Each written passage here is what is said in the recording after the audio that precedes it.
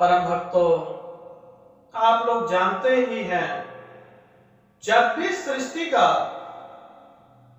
निर्माण हुआ तो त्रिदेव ने किया। त्रिदेव का कहने का अर्थ यह है त्रिलोकीनाथ। त्रिलोकीनाथ ब्रह्मा, विष्णु और महेश, इन्होंने हमारी सृष्टि की रचना की। और जब भी कभी सृष्टि पर कोई भी परेशानी आती है तो हमारी सृष्टि की संरचना ना बिगड़े, इसके लिए देवों के देव महादेव और हरि विष्णु कई बार युद्ध भी कर चुके हैं। युद्ध ये लोग अपने लिए नहीं करते हैं, जन कल्याण के लिए करते हैं। जब भी जनमानुष पे कभी भी कोई भी प्रॉब्लम आएगी तो महादेव और हरि विष्णु आपको स्वयं प्रकट होंगे। आज के दिन भी अगर आपको कोई परेशानी हो, श्री हरि का नाम लीजिए, वो आपके कष्ट हर देते हैं। कोई भी पूजा पाठ हो, बिना सत्यनारायण के पाठ के बगैर पूजा अधूरी ही रहती है। बात यह है, बहुत समय की बात है, जब माता लक्ष्मी अपने पिता देव समुद्र देव के पास मिलने गई और पिताजी बड़े दुखी थे। सिंहासन पे बैठे हुए सोच में डूब गए। उन्हें यह भी नहीं ज्ञात हुआ कि माता लक्ष्मी आई हैं। माता लक्ष्मी ने अनुरोध किया कि हे पिताजी, क्या कष्ट है आपको?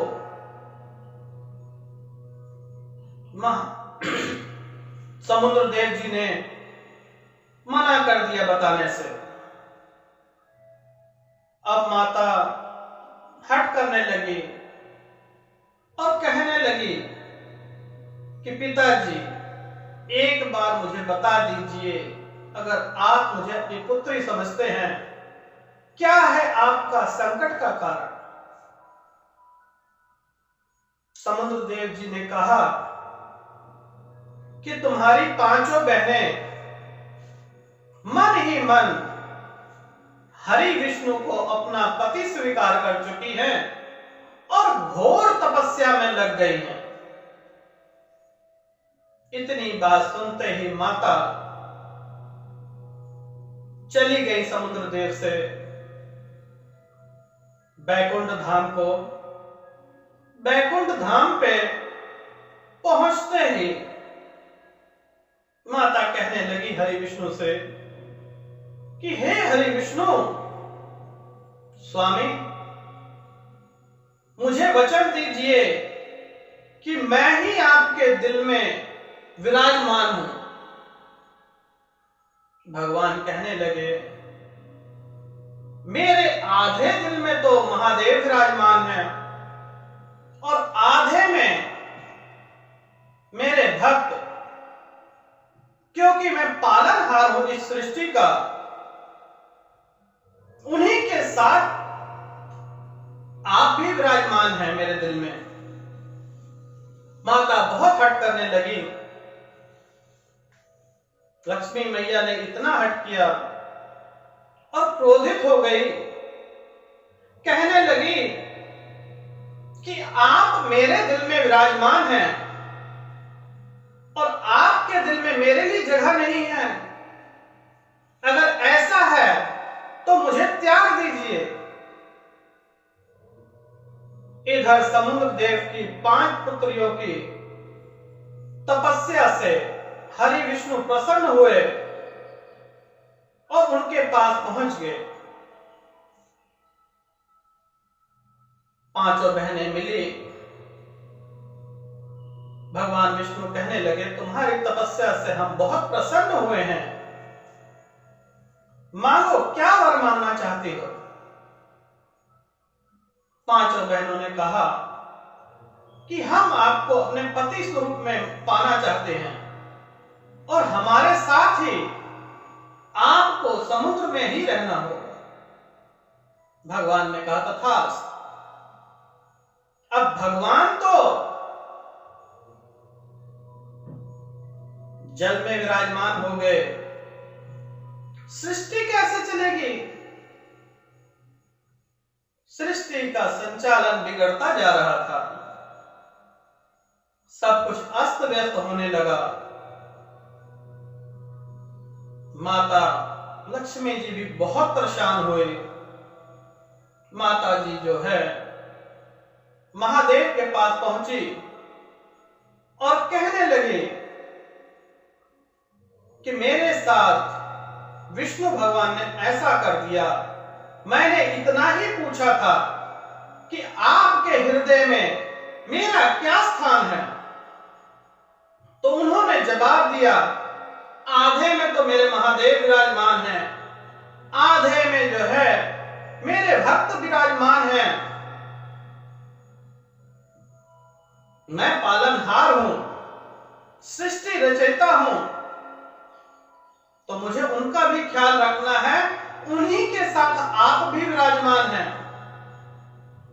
वहां पर बैठी माता पार्वती भी कहने लगी, ये सत्य है, महादेव के जी के आधे शरीर पे, आधे हृदय पे, महादेव जी के आधे हृदय पे विष्णु भगवान वास करते हैं और आधे पे प्रजा भक्त विराजमान है, उन्हीं के साथ मैं भी विराजमान हूं।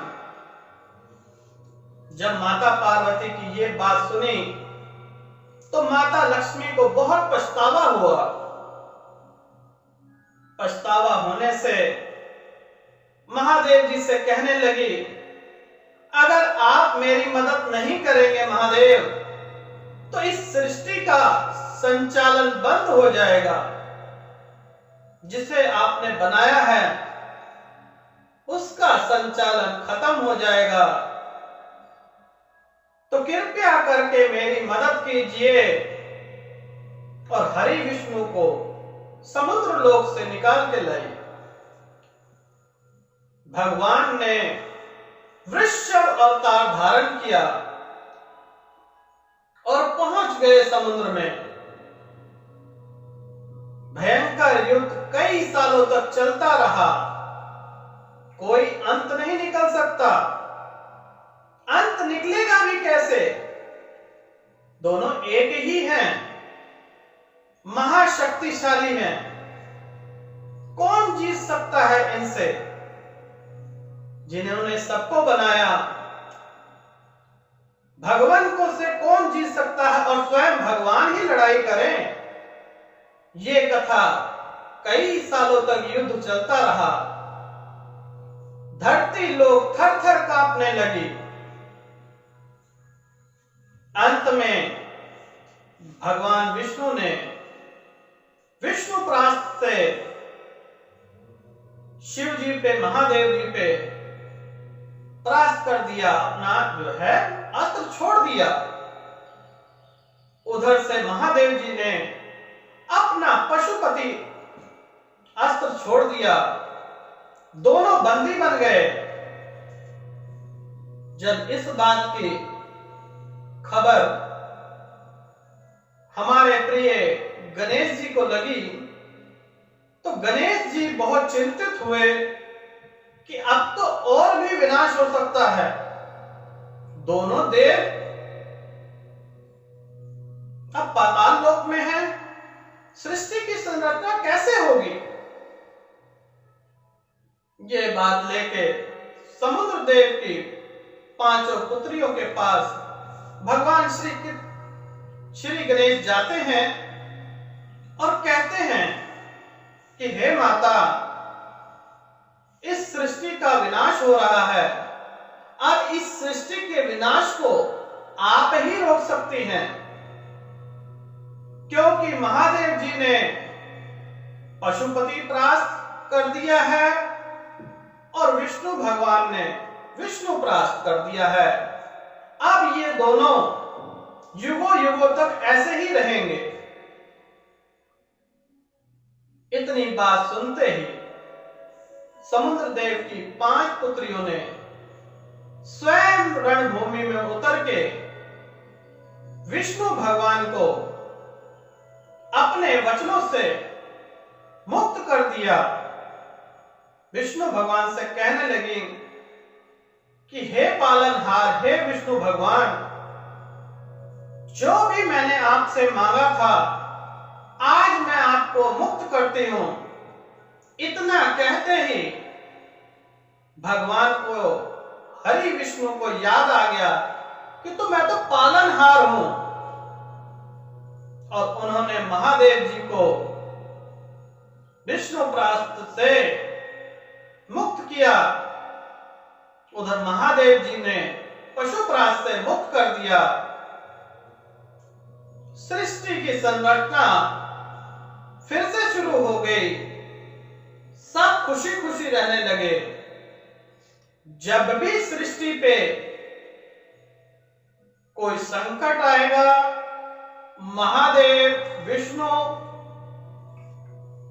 और ब्रह्मा जी हमेशा हमारी मदद के लिए तत्पर तैयार रहते हैं। अगर आपको भी कोई कष्ट हो, कोई परेशानी हो, वैकुंठ धाम की प्राप्ति करनी हो, तो एक छोटा सा ही मंत्र है भाइयों, माताओं, बहनों। शिव जी को तो प्रसन्न करना बहुत आसान है। मेरे भोलेनाथ तो एक लोटा जल से प्रसन्न हो जाते हैं।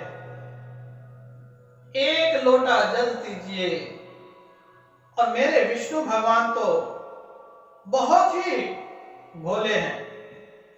जन कल्याण के लिए कभी भी कोई आपदा हो, कोई परेशानी हो, मेरे विष्णु भगवान सदैव हाजिर हैं। यहां तक कि विष्णु भगवान ने जब कंस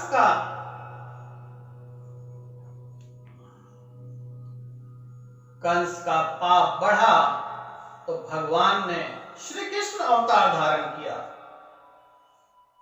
जहां पाप होगा वहां भगवान जो है अवतार लेते हैं। सृष्टि की रचना के लिए यही गाथा है, और प्रतिदिन ओम नमः शिवाय का जाप कीजिए। जब तक आप लोग ओम नमः शिवाय का जाप नहीं करेंगे, महामृत्युंजय का जाप नहीं करेंगे, गरीबों की मदद नहीं करेंगे, ना तो आपको मोक्ष की प्राप्ति होगी, ना तो इस संसार में आपको सुखों की अनुभूति होगी। जितना भी आप कमाते हैं, चाहे आप 10 रुपए कमाते हो, लेकिन दशवंत जरूर निकालिए। दशवंत से पूर्णमासी के दिन एक कथा कीजिए अपने घर में, और गरीबों को भोजन कराइए। आपका ये लोग तो मेरे महादेव सुधार ही देंगे, पर लोग तो मेरे विष्णु भगवान सुधार देंगे।